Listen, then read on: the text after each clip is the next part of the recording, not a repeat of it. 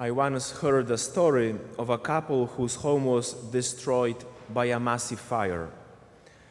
Everything they owned burned to the ground. And the husband, after the fire was finally put out, turned to his wife and said, "We can cry for a day, but after that, we have to move on.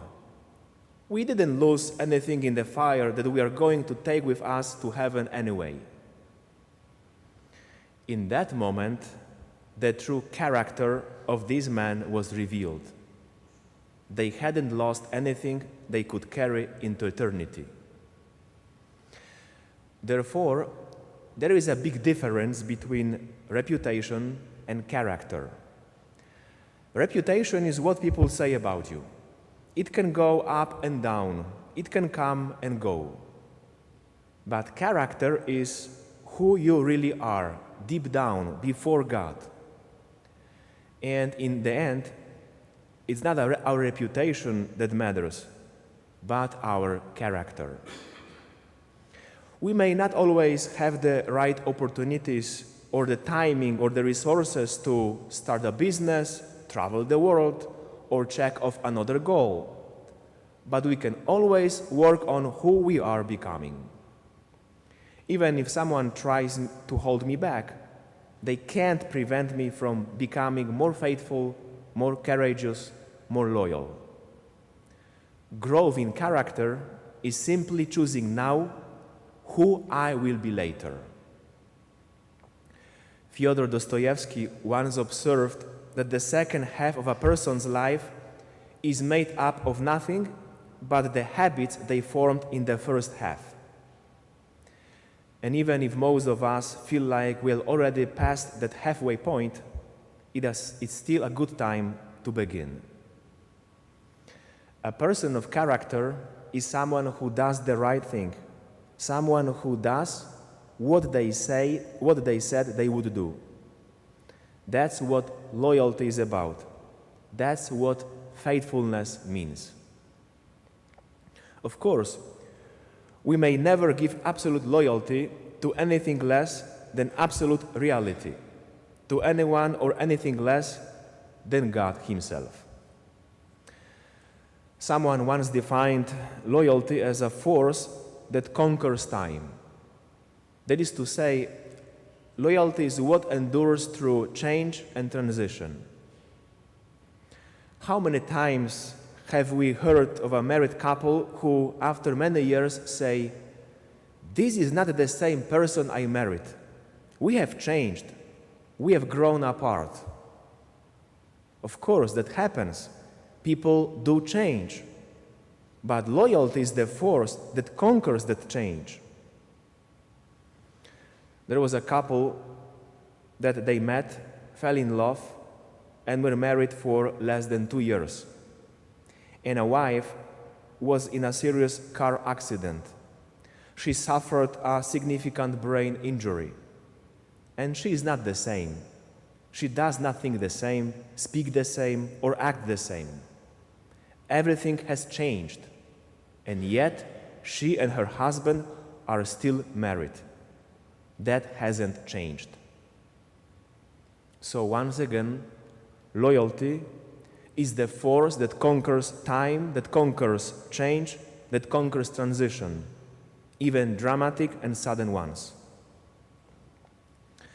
Today, Jesus speaks not only to the apostles, not only to the disciples, but to the crowds who were following Him, who were around Him. Maybe they were astonished by His teaching and miracles. But Jesus doesn't say, "Oh, how wonderful that you are here. I am glad so many of you came." Instead, it's almost as if He asks, "But how many of you will remain at the end?" And we know the answer. At the end of our lives, that's the real question.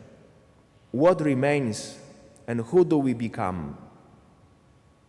That is loyalty, a force that conquers time. That is its liberation. Because when I've already decided, no matter what happens in a relationship, No matter what happens in my life, there is one question I've never need to ask. Should I stay or should I go? That question has already been answered. It's been decided. It's been settled. What I do get to ask are other questions. How can we make this better? If we have drifted apart, how can we make this work? How can I love the person as we now are, different though we may be? Loyalty means being faithful to a vow, to a promise, even when circumstances shift, even when the cost becomes greater than I expected. And in those moments when I want to change my answer, when I say, this cost more than I planned, more than I ever thought I could give, that's when the deeper question arises. Who do I want to be? That kind of character is not built only in a big, dramatic moments. It begins in the small ones, in the daily choices, in the promise I keep when something more attractive comes along, in the faithfulness to small commitments that prepares me for great ones. And that is why in today's gospel, Jesus goes even further. He reminds us that loyalty to family and friends has its place, but he himself has the absolute claim on our loyalty. And he gives us examples. Who would build a tower without first sitting down and asking if he has the resources to finish? Who would go into battle without first weighing the cost of 10,000 troops against an army of 20,000? Jesus is clear.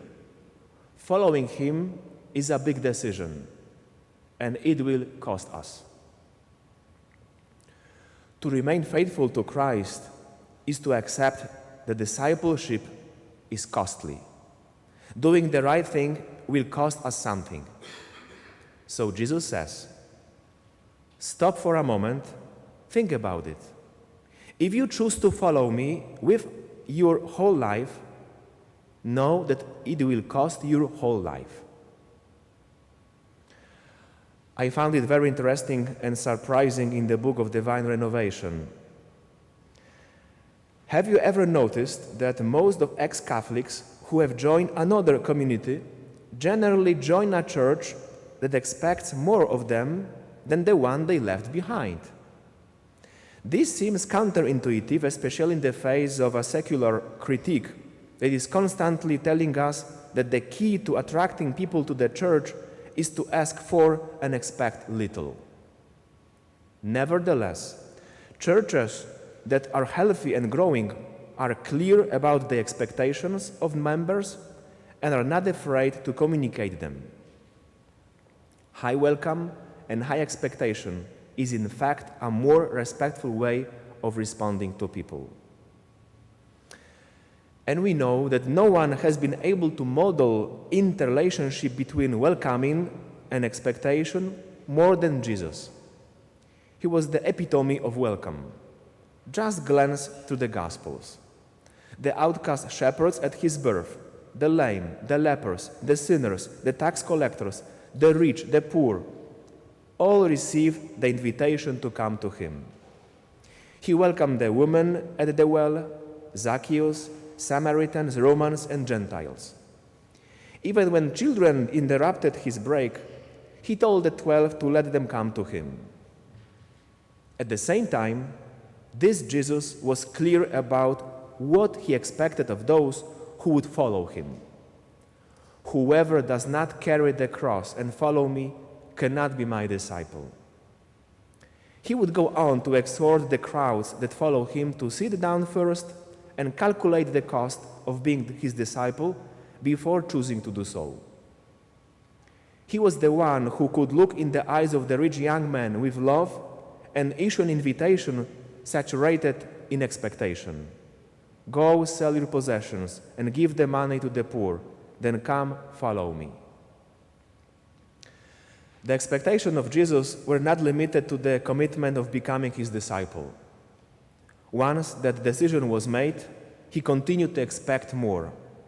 He said that from everyone to whom much has been given, even more will be demanded.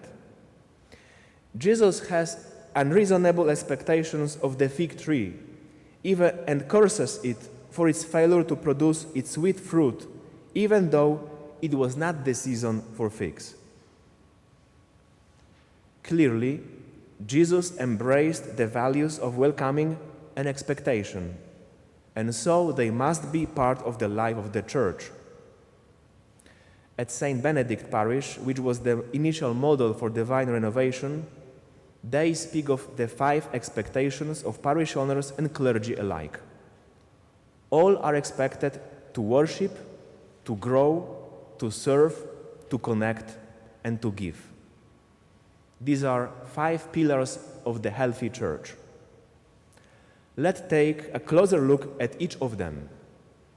First, to worship. All of them are displayed on the screen. We gather to celebrate the Eucharist every Sunday. We expect all members of the parish to worship unless they are unable to do so because of illness or travel. It is when we gather on the Lord's Day to be nourished by word and sacrament that we remember who we are and are given food for the journey. The second is to grow. To become a follower of Jesus Christ is to be his disciple. Jesus said, "This is the will of my Father, that you should become my disciples." A disciple literally means one who is learning, not the one who has already learned. We believe that learning and growing are lifelong tasks. When we cease to learn and grow, we cease to be disciples and will experience stagnation in our spiritual lives. We expect every member to commit to at least one program of faith formation each year. To serve. The essence of the Christian life is to serve God and one another. We are called not just to serve individually, but to do so corporately as the church. This way we give witness that the church is the hands and feet of Jesus in the world. We also believe that every parishioner, with our exception, has something to offer, something to do well and can do for the sake of the kingdom of God.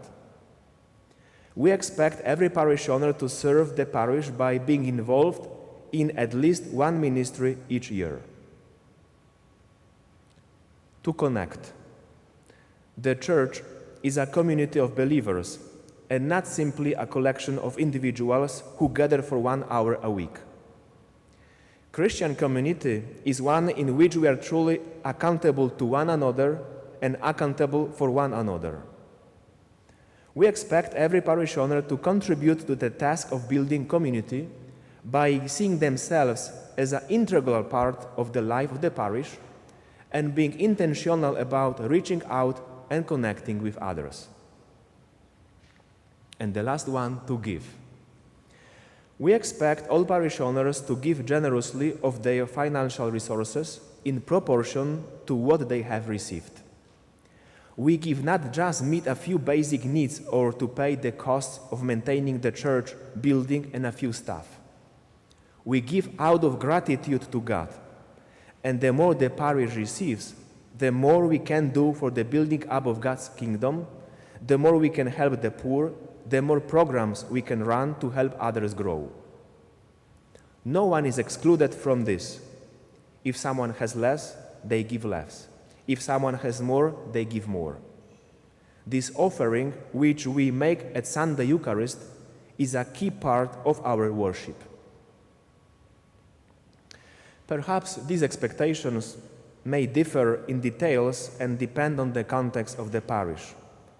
For example, if parish doesn't offer any formation program, she cannot expect anything from parishioners. But those expectations, they also give us a hint what percentage is engaged, disengaged, and actively disengaged. Perhaps these expectations may seem lofty, But as the great artist of Michelangelo once said, the greater danger for most of us is not that our aim is too high and we miss it, but that is too low and we reach it. In today's second reading from St. Paul's letter to Philemon, we meet Paul, Philemon, and Onesimus.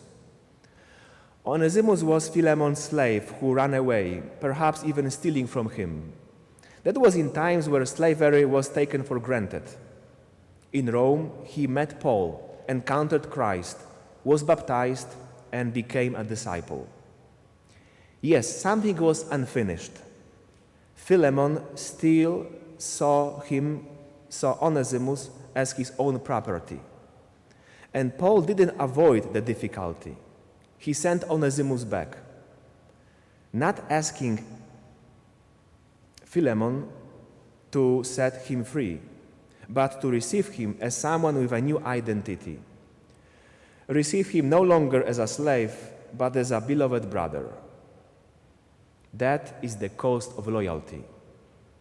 Onesimus had every reason not to return, but he freely went back. Philemon had every reason to reclaim him as property, but Paul insists, because of Jesus, this man is now your brother. True Christian loyalty is not cheap.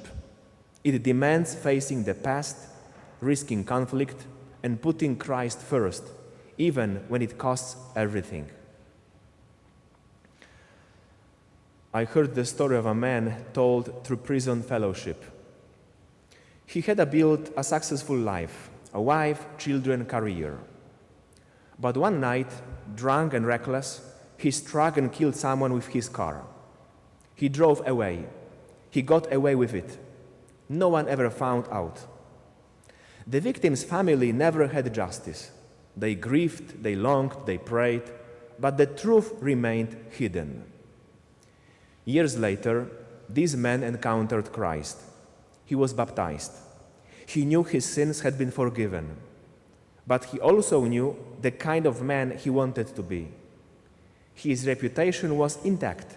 No one knew his crime, but he knew his character, and that was what he would be left with.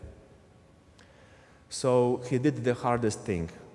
He spoke with his wife, with his children, with his pastor, and then he went to the police station and turned himself in. He could not give that family their daughter back. He could not undo the damage, but he could give them truth. He could give them justice. He could give them something of peace. He lost a lot, just as Onesimus lost, just as Philemon lost, just as every disciple who remains true to Christ will lose something. But loyalty means keeping the promise, even when it costs. Because no matter what we lose, it is what we are left with that counts. And above all, it is Christ who remains, the one who has made the absolute claim on our loyalty. Jesus Christ. He is the one we are left with, and He is enough.